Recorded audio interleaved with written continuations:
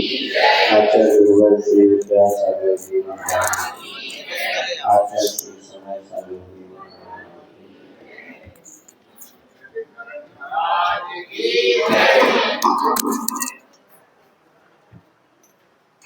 15 काव्य हो गए थे, 16 भी हो गए थे ना, 17 हो गए थे।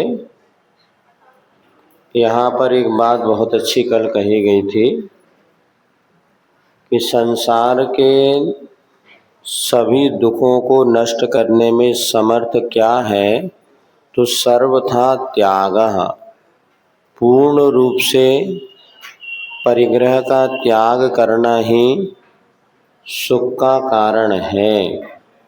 तो आज उत्तम आकिंचन धर्म के दिन हमने प्रातःकालीन वेला में यही कहा था कि जैसे मुनिराज पूर्ण रूप से परिग्रह आदि का त्याग करते हैं, वैसा श्रावक पूर्ण रूप से परित्याग तो नहीं कर सकता, किंतु परिग्रह परिमाण को यदि वो धारण करता है तो उसके जीवन में भी सुख का रास्ता खुलता चला जाता है।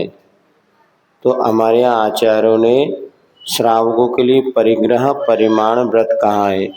जो अनावश्यक वस्तुएं हैं उसका तो हम त्याग कर ही सकते हैं। इन 10 दिनों में आपने अनुभव किया कि हमारे कम वस्त्रों में, कम भोजन में, कम भागा दौड़ी में भी हमने इन 10 दिन को व्यतीत किए। तो कम से कम सप्ताह में एक दिन ऐसा अभ्यास जरूर बना के रखें। सुनो कि जैसे 10 दिन हम शिविर में रहे, उसी दिन कम से कम चतुर्दशी की चतुर्दशी हम इसी प्रकार के परिग्रह परिमाण के साथ रहेंगे।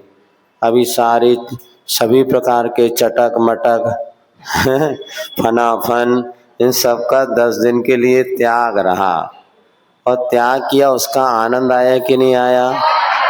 पहले जब अपन ने सब कुछ करते थे बड़ी आकुलता रहती थी, आज वो उसने अच्छे कपड़े पहन लिए, आज इसके कपड़े अच्छे बुरे, इसकी हर ईर्ष्या होती थी। अब इसमें कोई ईर्ष्या नहीं, क्योंकि सब एक जैसे हैं और सब अपने हिसाब से धर्म ध्यान कर रहे हैं। तो आज हमने तो यही कहा था भैया कि कम से कम 15 दिन में एक दिन हम शिविर का अभ्यास करेंगे। सुबह से ध्यान करेंगे, भगवान का पूजन करेंगे, उसके बाद शुद्ध भोजन करेंगे, एकासन करेंगे। तो जैसे 10 दिन आपने साधना की, सप्ताह में 15 दिन में एक दिन ऐसा अभ्यास करें, और जिस वस्त्रों को पहन करके आप पर्यूषण में 10 दिन आए, उन्हीं वस्त्रों को एक दिन 15 दिन में पहन। अरे वो एक भैया आया था, राज मेहता, यहाँ पर अभी आया था। वो विश्व में कहीं पर भी रहे, महीने में 3 दिन वो धोती दुपट्टा ही पहनता है। राज मेहता, उसका जो जैनत की गौरव गाथा पत्रिका में उसका नाम दिया हमने। 13 साल की उम्र में उसने इलेक्ट्रॉनिक साइकिल बनाई थी। मात उसने कम, और अभी इतनी उम्र में पूरा देश विदेश में सब जगह जाता है, किंतु कभी मांसाहार को छुआ तक नहीं, रावक्ष भक्षण नहीं करता, और सप्ताह में 3 दिन वो धोती दुपट्टा पहनकर ही मलेशिया, उसकी फोटो सब आप देखेंगे राज मेहता करके इंटरनेट में पूरा उसका मिलेगा।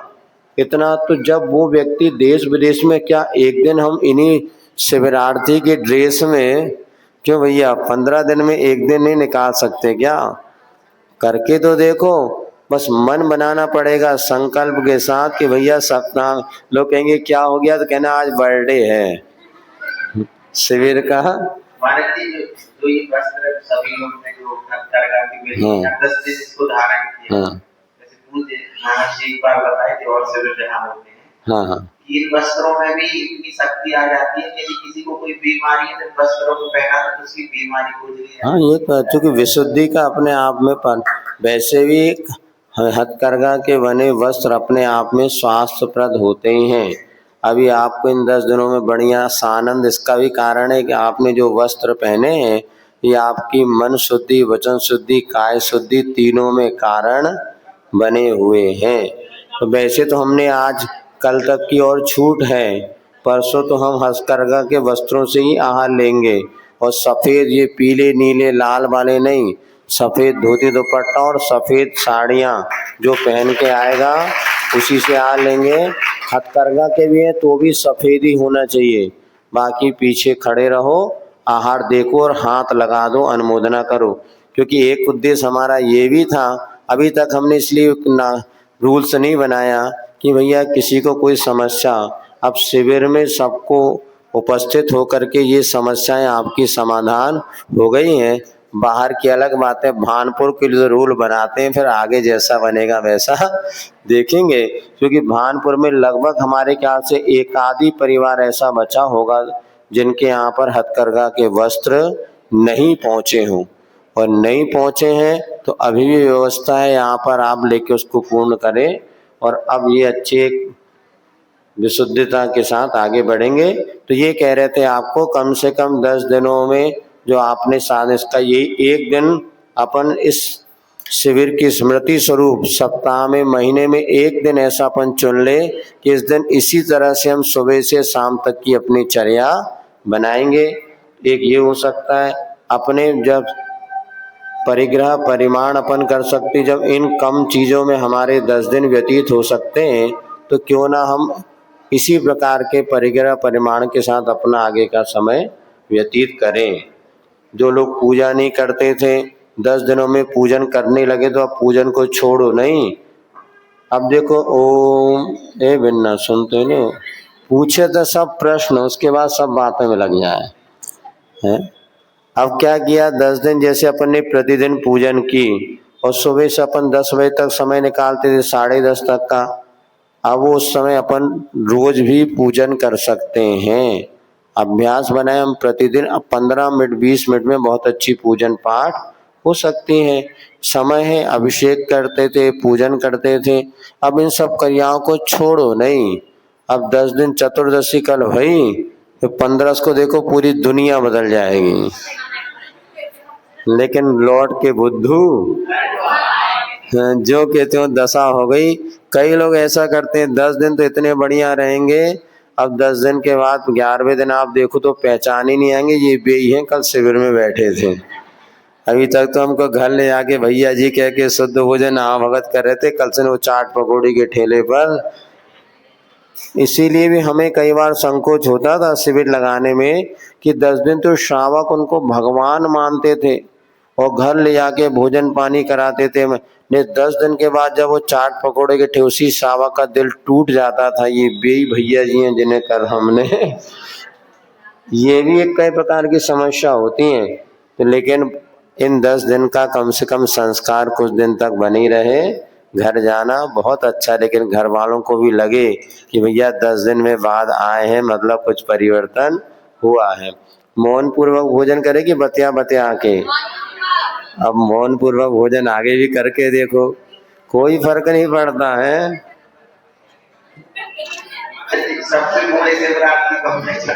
हाँ चाहते नहीं, इनसे ही बड़े होंगे कोई। हाँ है, चाचा जी तो शिवरात्रि से ऊपर उठ चुके हैं, वो तो पीएचडी होल्डर हैं और प्रतिमाधारी है। उनका तो शिविर में वैसे कोई एडमिशन नहीं है, वो तो शिविर से ऊपर हमेशा आते रहते हैं। लेकिन हमने कहा शिवरात्रि से और ऊपर वो उनकी प्रतिमाधारी हो गए। और ऐसे विनोद भैया जे बैठे हैं, ये भी सप्तम प्रतिमाधारी हैं। पूज्य प्रशांत सागर महाराज जी के गृहस्थ आश्रम के बड़े भाई हैं, हमसे बड़े। हाँ अभी तक पता नहीं तुम लोगों को, गजब तुम। और पहले दिन बताया था प्रशांत सागर महाराज जी, निर्यापक प्रशांत सागर जी महाराज जिनकी सरलिखना चंपापुर में हुई थी, उनके बड़े भाई हैं।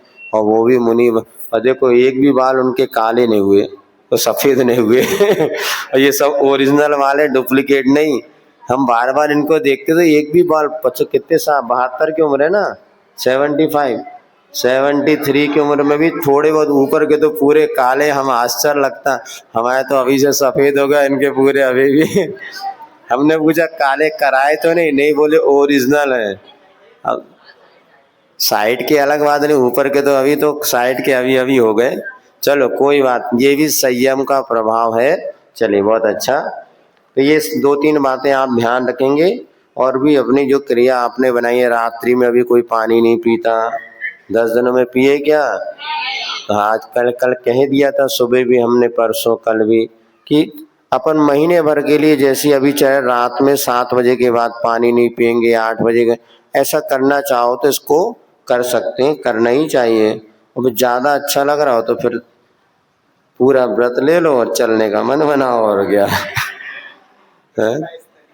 हाँ, इधर प्रतिभा स्थली देखेंगे। प्रतिभा स्थली अब ऐसा नहीं है, आचार्य महाराज दीक्षा की भी सोच रहे हैं, ऐसा सुना है कि इधर भैया लोगों को तो बहनों को भी दीक्षा का, क्योंकि कुछ बहनें पहुंची थी तो आचार्य महाराज ने कहा कि हाँ इनकी दीक्षा के भाव है तो मैं उनको कैसे वहाँ कर सकता हूँ, तो दीक्षा देने का भी उनका कुछ मन है। तो जो होगा देखी जाएगी। भले हमारा तो इतना ही कहना है, सबसे दीक्षा लो अथवा ना लो कोई बात नहीं है, लेकिन आज जिस अवस्था में आप है उसको निर्दोष बनाओ। सदग्रस्त बनना भी कोई बुरा नहीं है, शादी कराना कोई बुरा नहीं है।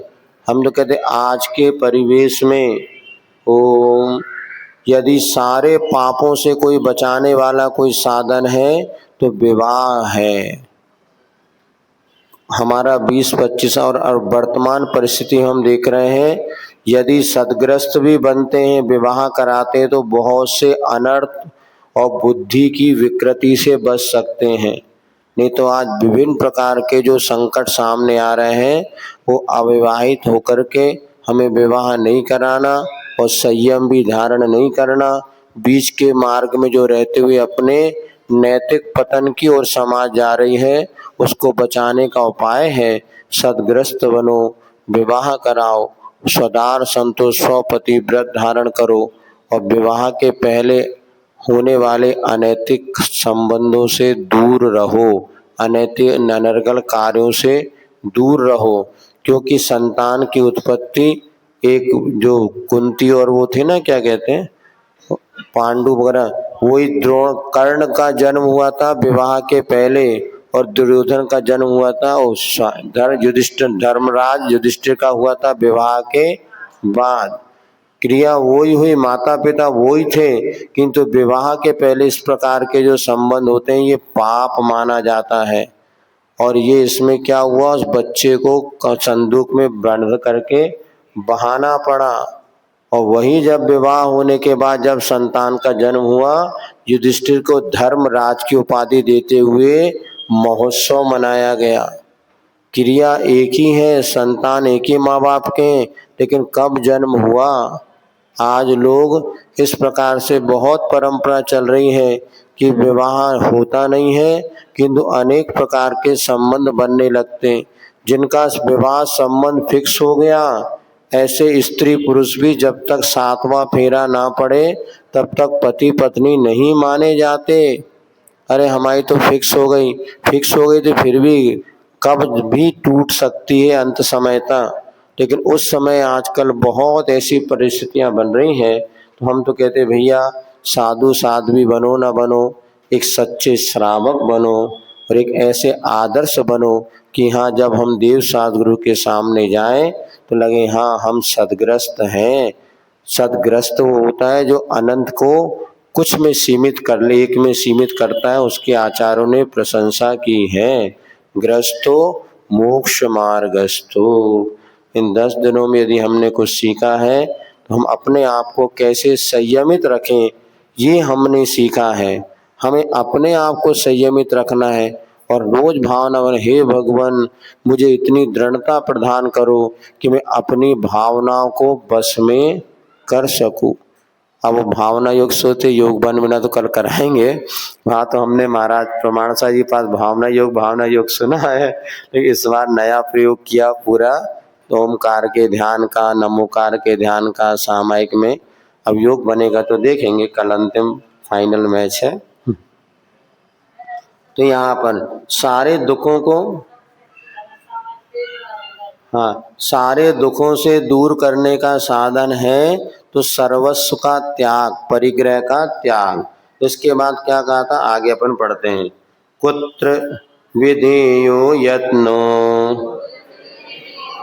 विद्याभ्यासे सदौषधे दाने अवधीर्णा क्व कार्या खल पर्युषित परधनेषु कुत्र विधेयो रत्नो विद्याभ्यासे सदौषधे दाने अवधीना क्व कार्या खल पर्युषित परधनेषु। यहाँ पर कहा गया किस कार्य में हमें प्रयत्न करना चाहिए। अब क्या प्रयत्न करना चाहिए, तो कहा विद्या के अभ्यास में। अब देखो इतने दिन आपका बिना मोबाइल के चला अथवा मोबाइल प्रयोग भी किया तो कितना किया, बहुत आवश्यक। अब शिविर में जाने के बाद कितना मोबाइल चलाएंगे, हाँ कितने घंटे। तो अब उसका अपन देख लो भैया, अभी लोग रात में 12-12 बजे तक 2-2 बजे तक चैटिंग कर रहे हैं। देखो सब परिणामों के बिगाड़ने की आग लगाने वाली साधन है। मोबाइल में जितनी चीजें आ रही हैं आपके भीतर सिवाय आग लगाने कभी संतुष्टि इससे मिलेगी नहीं। देखो घंटों मोबाइल में निकल जाता है। हम तो देख रहे हैं ना कि थोड़े बैठते हैं 2 मिनट देखने और पता चल रहा है कि 2 घंटा निकल गए और फिर आंखें मली उठ नहीं पा रहे कुछ।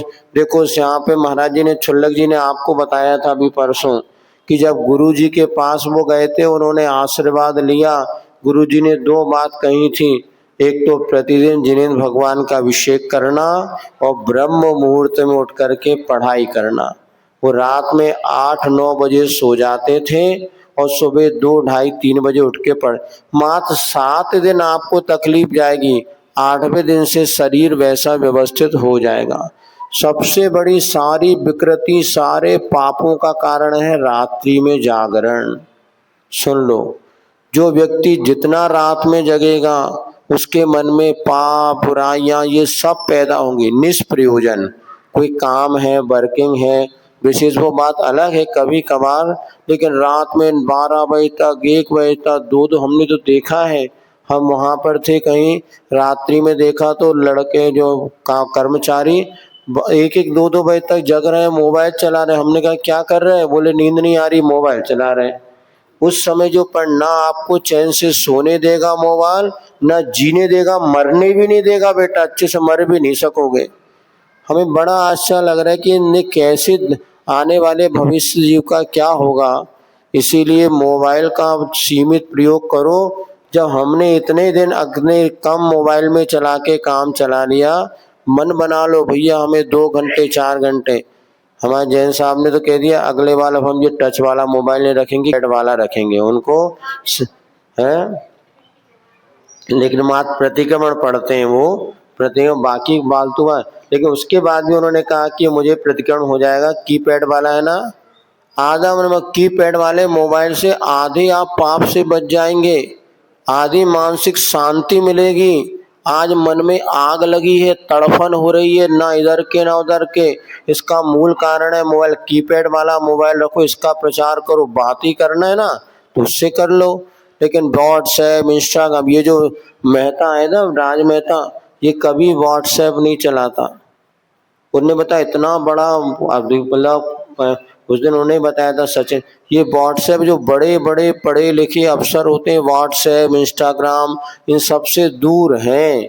विशेष कोई होता है तो बताया ट्विटर वगैरह जो अच्छे लोगों के उपयोग की चीज़ें वो देख लो, बाकी बुराई से बचो। अब यह देखो समझा सकते हैं, बता सकते हैं, करना पुरुषार्थ तो आपको पड़ेगा। एक भावन इसलिए यहाँ जो मंत्र लिखा ना, ओम ह्रीम अरम नमो घोर वम्ब्यारीणम मम सर्वदोष शांतिर्भवतु।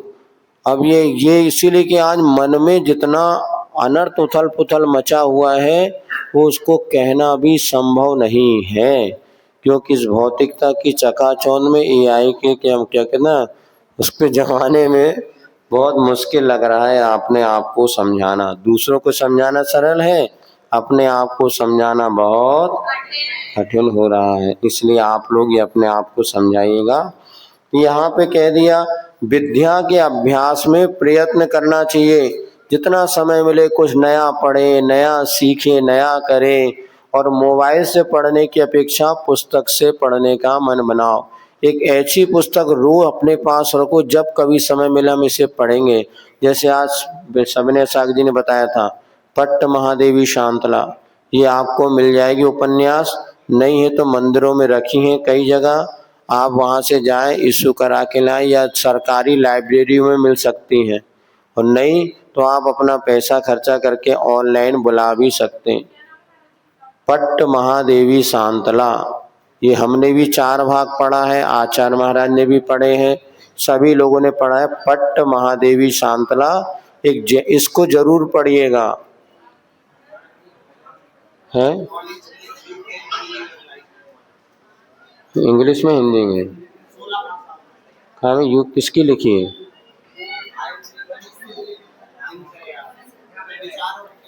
हाँ, वैसे बहुत सारी पुस्तकें आज विषय में आ रही, भैया कुछ नाम भी बता रहे हैं। अभी तो एक पट्टमा, एक इसके बाद जो है वो कौन सी है ना, अंजना के ऊपर एक, और नीलांजना, ऐसे बहुत सारी पुस्तकें हैं। फिर कभी महाराज जी ने आज कुछ पुस्तकें बताई थी कि साहित्य को अध्ययन करने का मन बनाए, और सदो सदे दाने, यह और हमेशा सत्य औसत के दान में हमेशा प्रयत्न करना चाहिए। सुनिए, औसत दान में हमेशा प्रयत्न करना चाहिए। अभी कई लोगों ने हमें बताया, एक सज्जन आते हैं, वो परिचित भी, उन्होंने कहा महाराज मैं जब कभी बीमार होता हूँ तो मैं कभी बड़े अस्पताल में नहीं जाता, मैं छोटे जो हमारे यहाँ आयुर्वेद वगैरह जो मंदिर धर्मशाला का औषधालय चलता है वहाँ जाता हूँ, और छोटी बीमारी तो 10 रुपए दान करता हूँ, बड़ी है तो 100 रुपए दान, और बड़ी है तो 500 रुपए दान करता हूँ, और वही 2 पुड़िया में मैं 3 दिन में स्वस्थ हो जाता। तो आप यदि बीमार हैं तो अधिक से अपने औषधि भी खर्च करने की अपेक्षा योग्य पात्र को औषध दान देना, इसलिए यहाँ का सदौ सदे दाने। अवधीर्णा को कार्या, किस कार्य में हमें अवधीर्णा मतलब उसको दूर से छोड़ देना चाहिए, तो पर योषित पर धनेशु, पर स्त्री और पर धन का दूर से ही त्याग कर देना चाहिए। इसी प्रकार स्त्रियों के लिए पर पुरुष और पर संपत्ति का पूर्ण से त्याग कर देना चाहिए। ये दोनों चीज हमारे जीवन में सबसे बड़े अनर्थ को करने वाले हैं, तो पर स्त्री और पर संपत्ति, इससे अगर आप बच गए तो आपका जीवन सार्थक हो जाएगा। काहर निस मनु चिंत्या संसारा सारता न च प्रमदा, का प्रेयसी विधेया कारुणा करुणा दक्षिणमपि मैत्री। काहर बोली, काहर निस मनु चिंत्या संसारा सारता न च प्रमदा, का प्रेयसी विधेया करुणा दाक्षिण्यमपि। हे भगवान, निरंतर किसका चिंतन करना चाहिए? तो आचार्य कहते हैं संसार की असारता का चिंतन करो, न च प्रमदा माने स्त्री वर्ग का चिंतन नहीं करो। आज ज्यादा समय किसमें जाता है?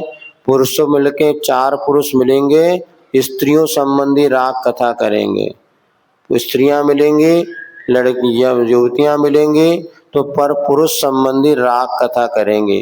तो यहाँ नीतिकार आचार्य कहते हैं यदि आपको निरंतर कुछ चिंतन करना है तो संसार की नश्वरता का चिंतन करो, ना कि राग रंग की बातों का। प्रेयसी, प्रेम किससे करना चाहिए? तो करुणा, सरलता और मैत्री, ये 3 हैं। किससे प्रेम करो? करुणा भावों से प्रेम करो, सरलता से प्रेम करो और मैत्री भाव से प्रेम करो। इनको अपना मित्र बनाओ। यदि जीवन में कुछ अच्छा कर सकते हो तो हमें करुणा कैसे पैदा हो, कैसे दीन दुखियों का दुख हम दूर कर सकें और कैसे हमारे मन में सरलता आए, इसका पुरुषार्थ करो। और मैत्री यानी किसी की भी जीव को मेरे माध्यम से कष्ट ना हो, ऐसा पुरुषार्थ करना। माता पिता, परिवारजन, भाई बंधु, हमारे द्वारा किसी को कष्ट ना, इतना भी प्रयास आपने कर लिया तो आपके जीवन में कभी पाप का बंध नहीं होगा, आप बच सकते हैं। तो इन तीज बात को अपना प्रेमी का प्रेमी बनाना चाहिए। कंठगतेरप्य शुभि कस्यात्मानो समर्प्यते जातु मूर्खस्य विषादस्य च गर्वस्य तथा कृतघ्नस्य।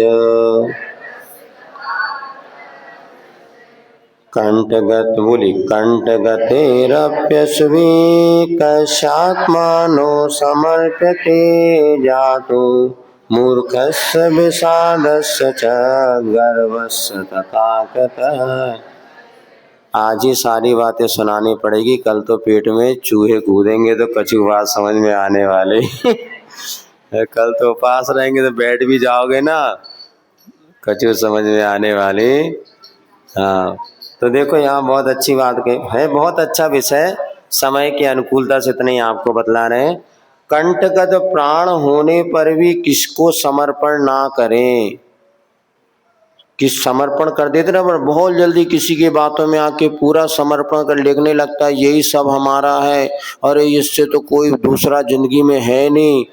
माँ बाप भी ना शत्रु बन जाते हैं, थोड़ी सी बात हो गई ऐसा समर्पण कर दिया कि माँ बाप भाई बहन परिवारजन ऐसे शत्रु लगते हैं कि सबको मार दो, लेकिन यही हमारा प्राणों से प्यारी है।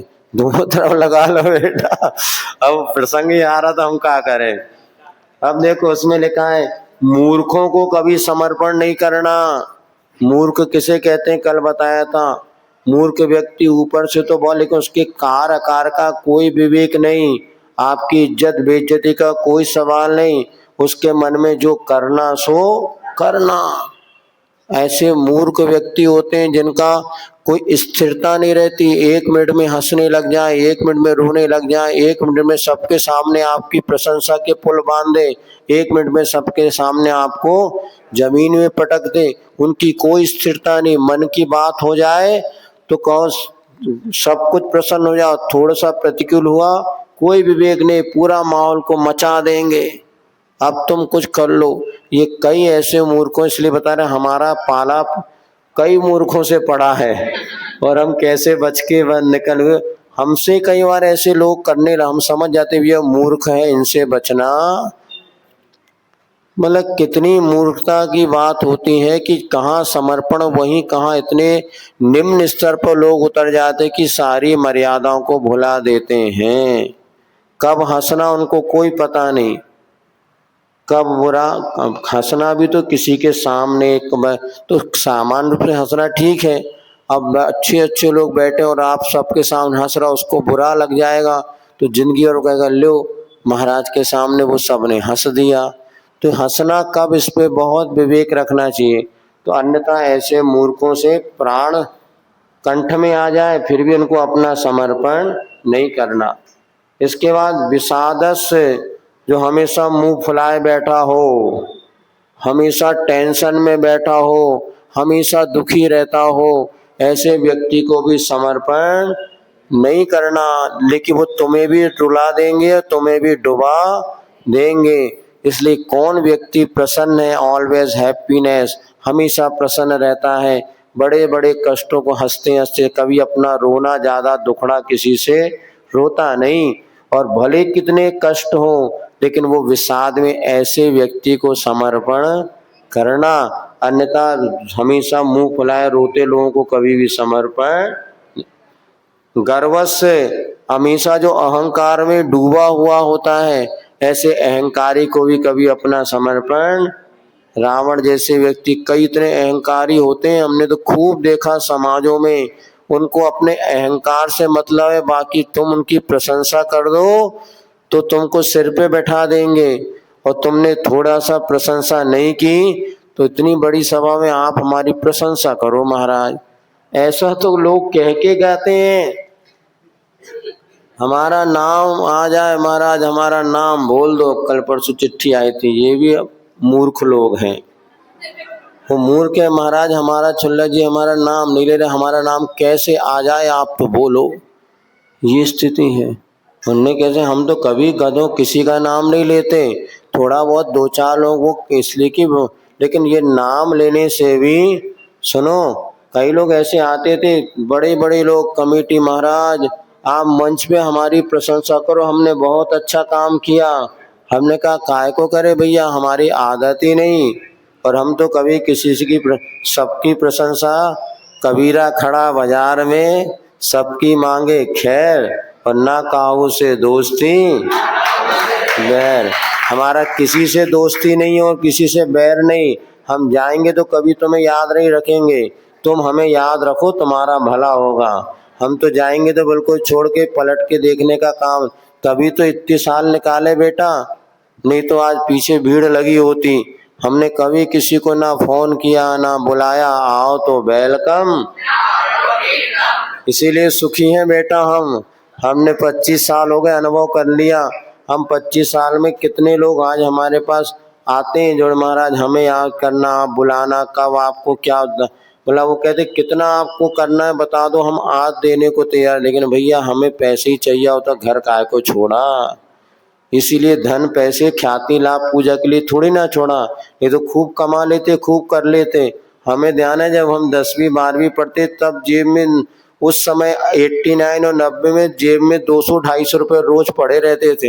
अब खर्चा क्या करे कुछ समझ में नहीं आता था, बड़ी मुश्किल एक आध दो चमचम अमचम खा लो 20 रुपए की, फिर भी 100 रुपए 200 पड़े, तो क्या करे, मताई को जाके तुम रख लो, क्या करें, क्यों अभक्ष भक्षण करते नहीं थे, बाजार का सब त्याग था, खोटे लोगों की संगति थी नहीं, और दुकान करते थे, जितना चाहे पैसा ले लो, दुकान में कौन पता चल रहा है। अब ऐसे एक आइटम बेच दिया, बताए नहीं, कोई को रखे रहो जेब में, कौन पता चलता है इतने दुकान में माल रखे क्या, वो चोरी नहीं थी लेकिन उसका सदुपयोग ऐसा होता था। तो ये वाली बात है। तो अहंकारी लोगों को भी कभी समर्पण, कृतज्ञ, कृतज्ञ किसे कहते हैं, जो उपकारी का बदला ना चुकाए उसे कहते हैं कृतज्ञ। आप कितना भी उपकार कर दो, नहीं कहीं वो आपको उसके बदला चुकाने का भाव नहीं रखते, और उल्टा कहेंगे किया क्या हमारे लिए, पता है हमें सब बातें हैं। ऐसे कृतज्ञ को भी कभी समर्पण नहीं करना। ये बताइए, कहा पूज्य सदव्रत कम धनमाचाक्षते चलित वृत्तम केन जितम जगदे तत्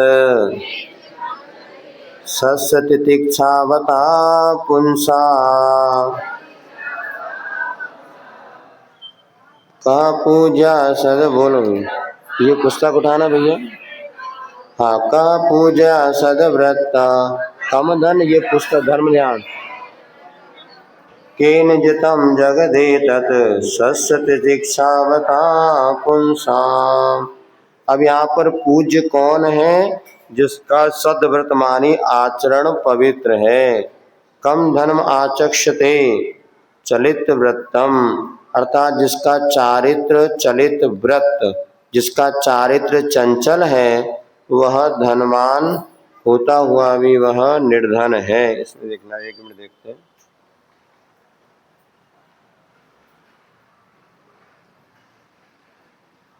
छः 621।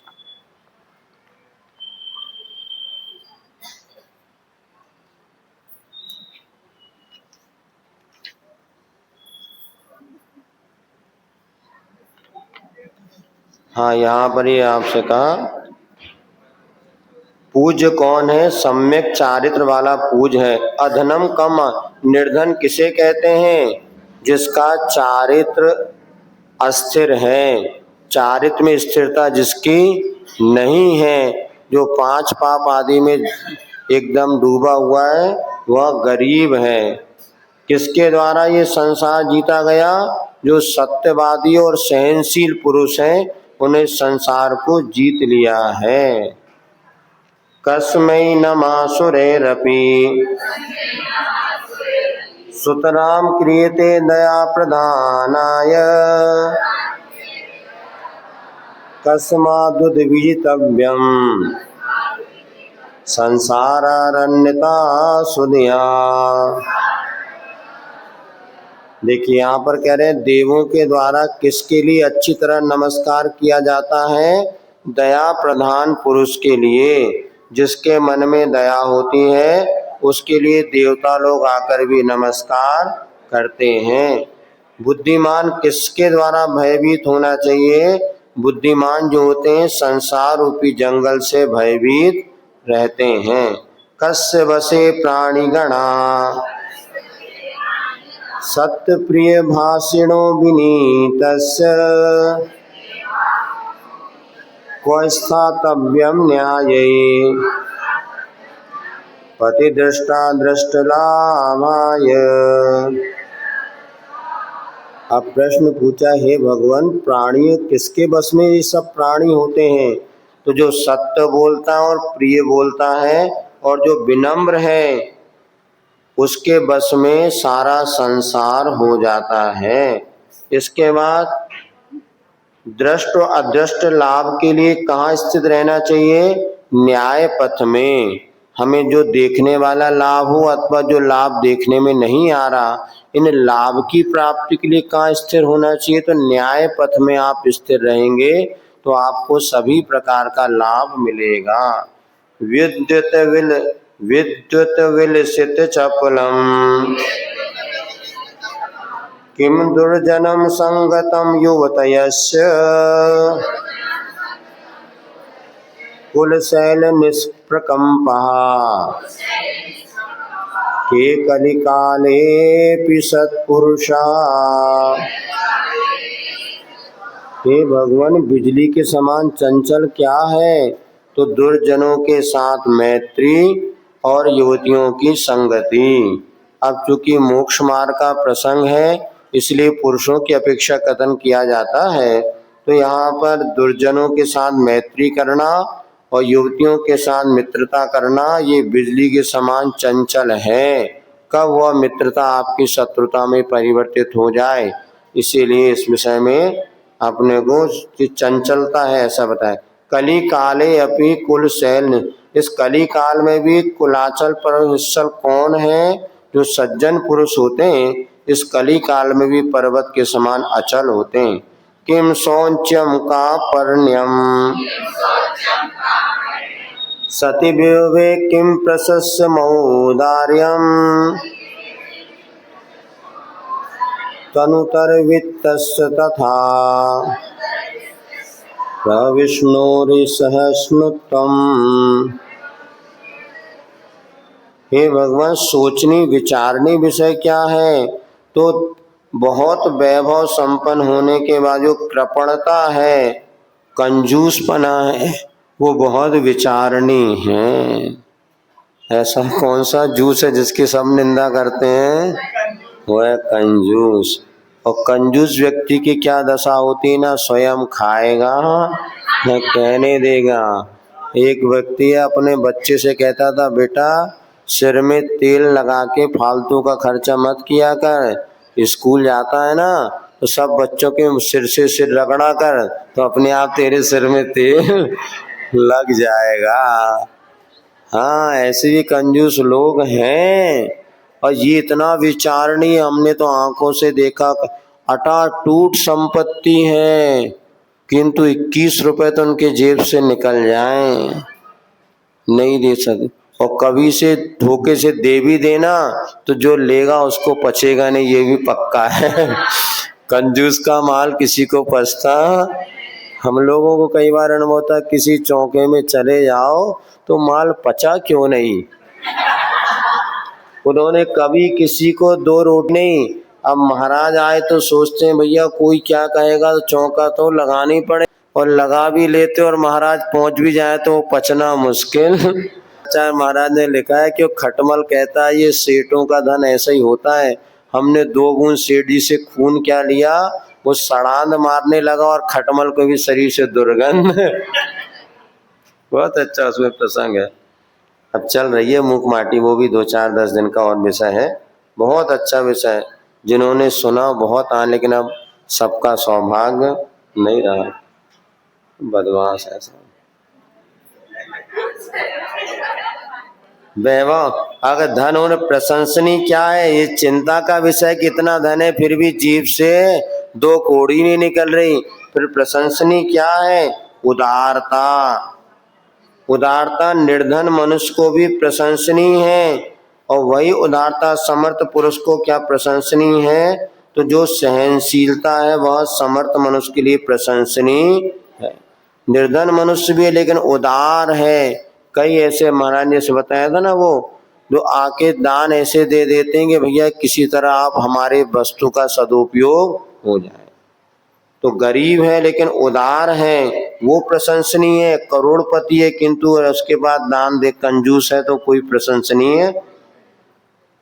और वो समर्थ पुरुष के लिए क्या प्रशंसनीय? सहनशीलता। वो समर्थ नहीं, एक सुनाया तो चार सुना दिया बदले में, एक हाथ लगाया तो उसने चार मारा, बोले देखो क्या मजबूत है। नहीं, ये तो कमजोर व्यक्ति होते हैं। मजबूत व्यक्ति वो होता है जो चार बातें सुन ले फिर भी खिलखिलाता रहे। मत कहो कभी अपने दिन खराब हैं, और कांटों के बीच गिर गए समझो गुलाब हैं। कोई कितने भी बुरा कह दे लेकिन अपनी प्रसन्नता को कभी नहीं खोना, इसी का नाम है सहनशीलता। जो सहनशील होता है वही महान बनता है।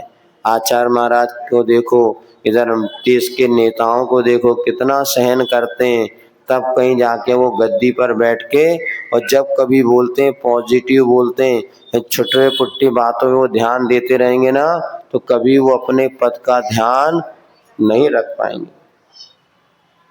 चिंतामणिरिव दुर्लभ मिहिननु कथयामि चतुर्भद्रम, किम तद्वदन्ति भूयो विदूत तमसो विशेषेण। दानं प्रियवाक्य सहितं ज्ञानमगर्वं क्षमान्वितं शौर्यं,